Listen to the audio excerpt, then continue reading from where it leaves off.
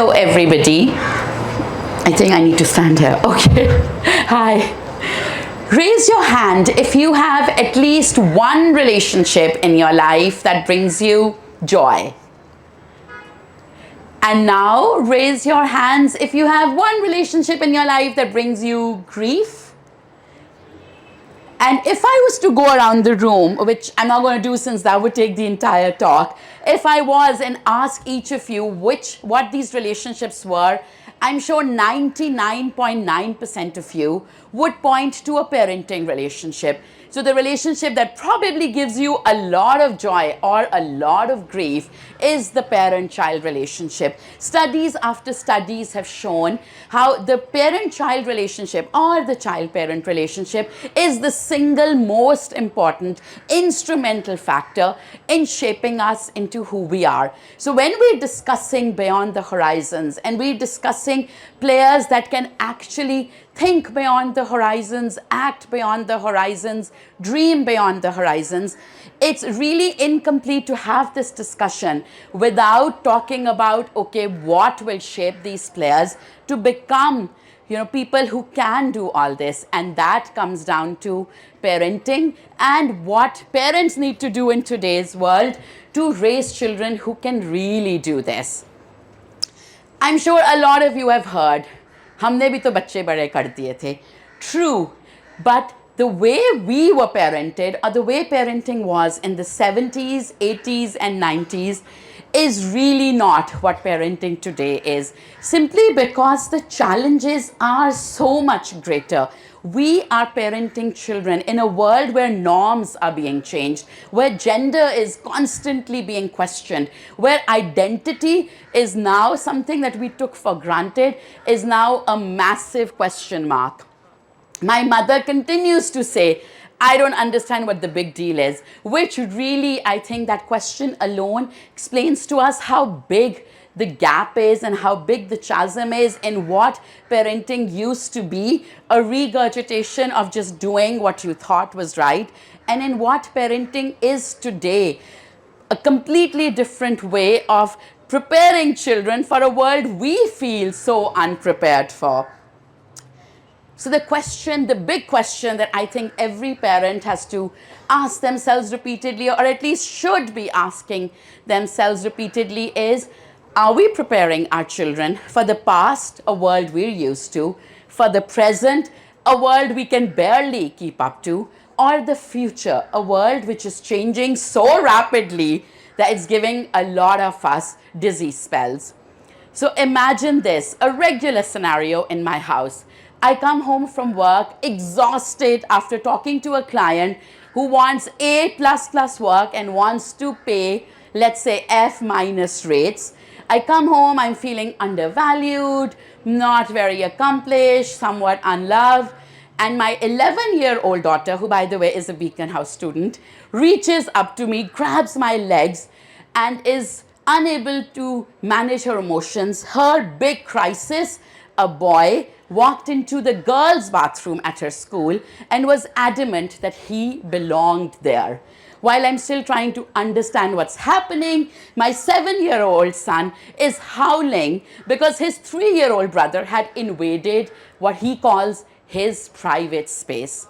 Privacy. So in like 5 minutes, I have to deal with ideas like privacy, identity, space, gender, religion, everything. And this is at the end of a day where I've already gone through an emotional trial of my own. This is why I feel that the easiest, or maybe not the easiest, but a good way to parent is to just turn to the experts and understand, okay, what really is the formula for parenting in a world where not a lot is making sense. To me, as somebody who's worked with mothers all over the country and works with Desi mothers all over the world, I feel the best and the easiest framework for us to at least start from is the AWARE framework. So the AWARE framework is really a way to prepare children for a world in which they really do need to be aware. So the AWARE framework is A, for aware of cultures beyond their own. W, a willingness to challenge stereotypes both at home and outside. A, active in global conversations, R, resilient in the face of uncertainty, and then E, empowered to shape the world around them. So while this framework is great, how do you get there? This is what I like to call my excellent equally cooked eggs theory, EEE. So what we need to do as parents to get our children to, to benefit from the Aware platform is expose them. That's the first E. Engage them. That's the second E. And empower them. That's the third E. So let's talk about exposure first of all. In a world where inflation and the rupee is constantly a financial struggle, how do you expose your child to different communities, different ways of life, different ideas? It's a lot easier said than done. So if you can't, traveling is one way, but even more important is to expose them to books written by intrinsic authors, written by people from that country. So, I'm quite surprised often to look at book lists and see we don't really teach our children or open them to books written by people from Gaza. We don't open our children up to books written by people from Africa. So without really looking at the point of views of people who live in those countries, who live in those societies, listening to their ideas and their opinions, you're not really doing a great job in exposing your child to diversity or even exposing yourself. Like I was looking at my own book list for 2025 and realized most of them were like British or American with a few Pakistani, maybe a couple of Indian authors, and that's it. So really, I feel one way to become a more global citizen yourself and to raise global citizens is to really make sure you're taking into opinion the writings of people that you know nothing about. So a poet in Somalia, definitely somebody from Gaza, even somebody who's pro-Trump, because I'm sure most of us are not. So those opinions are the ones that's really going to expose yourself, expose your child. And then when only when you understand what other people's horizons are, can you even think of going beyond. So this is why the first E in the triple E theory is, in my opinion, the most important. The second is empower. So, when I was growing up, like I still remember my father and my mother would always tell me, "Nahi, Islam doesn't allow you to question. Islam does not allow you to debate." Well, obviously I didn't listen. Otherwise, I wouldn't be doing what I do.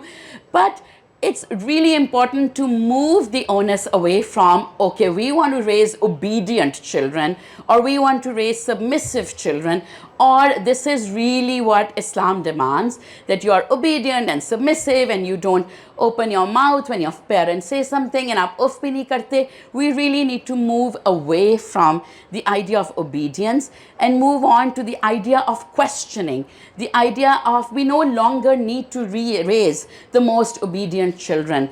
We really need to raise children who are critical thinkers, children who are questioning, and which is why I feel even schools need to move away from writing in the report cards about how this child is really obedient. Like as a mom to 5 kids, when I go to PTMs, I still hear them praise my children for being obedient. And I feel that language now really needs to change, because obedience is not going to help anybody go beyond the horizon. But questioning, of course, respectfully, engaging, again, respectfully, asking, constantly pushing the social mores is what's going to really help us and our children, our society, go beyond the horizon. So obviously, little changes, like a Wall Street Journal article was talking about constantly how the language we use has a far bigger restrictive impact on us. So obedience is one of the words that I hope we don't take with us in 2025.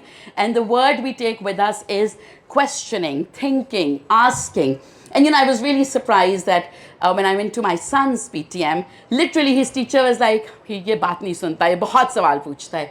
And I was thinking, should I condemn him? Should I praise him? Should I change his school? What should I do?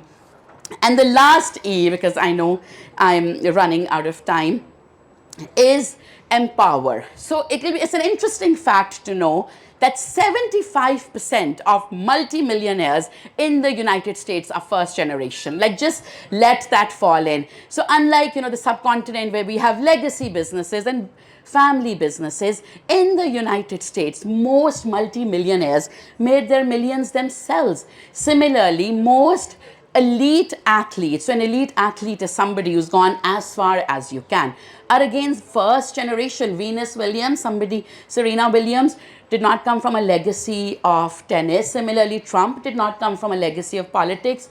There are hundreds and thousands of examples.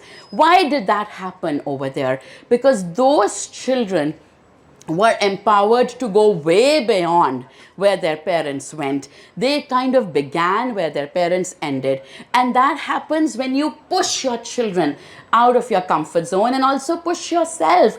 So pushing your children to study away from home is one thing to do. Pushing your child into subjects that you have no idea about. Exposing them to music even when everybody in your family is a doctor. Pushing your children into a drama academy even when everybody in your family is an engineer. These things really add up to an empowered child. And only when your child is really empowered can he or she go way beyond the horizon that you've gone to. So I know my time's up, which is why I'm going to leave you with one final pearl of wisdom, or not. Like, I don't know, with the way the world changes, what is the pearl of wisdom today might not remain tomorrow.